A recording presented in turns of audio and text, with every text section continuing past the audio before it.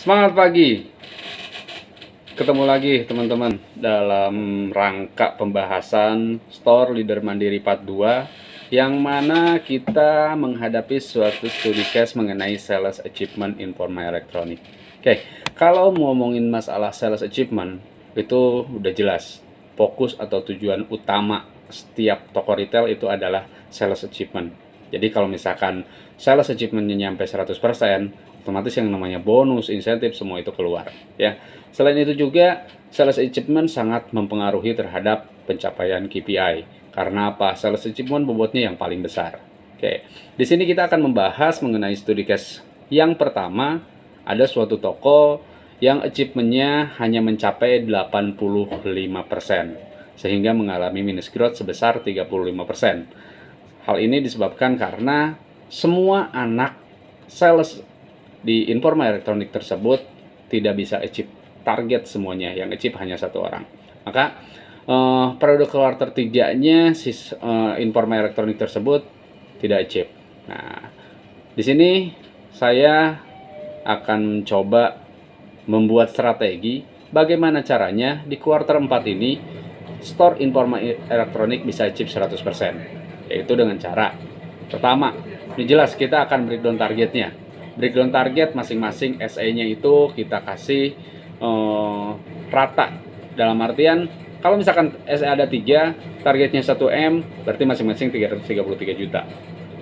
Nah, selain itu juga kita akan melatih anak-anak SE kita agar bisa achieve target setiap bulannya dan merata achieve targetnya, tidak hanya satu.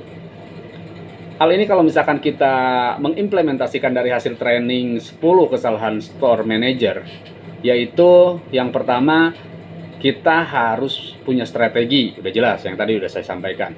Yang kedua, kita sudah melatih tim kita atau belum sih? Sama hal yang sudah disampaikan di dalam training 10 kesalahan store manager, jangan terlalu banyak menghakimi, tapi cobalah mulai melatih. Nah, kita coba latih anak-anak kita untuk khususnya yang gak achieve target. Ya, yang gak achieve target itu sebenarnya apa sih kekurangannya mereka?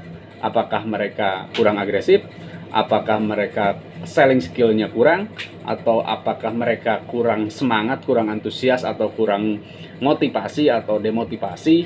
Kemudian kita juga lihat, analisa lagi penyebabnya itu, kenapa mereka itu bisa sampai gak achieve target. Tuh. Jadi dalam hal ini kita harus terjun langsung ke lapangan untuk melatih tim kita. Oke. Yang selanjutnya, kita juga akan mengimplementasikan dari 10 kesalahan store manager, yaitu kurangnya kompetisi. Ya, kurang kompetisi. Nah, kita coba buat deh kompetisi di Departemen Informa Elektronik, gimana caranya agar anak-anak SE itu bisa ada kompetisinya. Contoh hal kecil, ya, bagi yang achieve target, kita kasih reward. Nah, rewardnya banyak, yaitu kan pengakuan, ucapan terima kasih udah jelas. Kemudian kita kasih gift, giftnya bebas, mau apa aja. Yang penting jangan monoton. Setiap minggunya kita buat games yang semenarik mungkin. Agar apa? Mereka berlomba-lomba bagaimana caranya agar bisa achieve setiap minggunya. Gitu. Yang kedua, untuk yang tidak mencapai target, jangan sampai disamakan dengan yang achieve. Jadi ya harus ada edukasi lah, ya. Jangan punishment. Kalau punishment, kasihan apa-apa punishment, yang ada juga mereka demotivasi. Tapi kita kasih edukasi. Kalau misalkan mereka gak achieve target minggu pertama, gitu kan, cobalah kita kasih komitmen dulu, minggu kedua mau ngapain.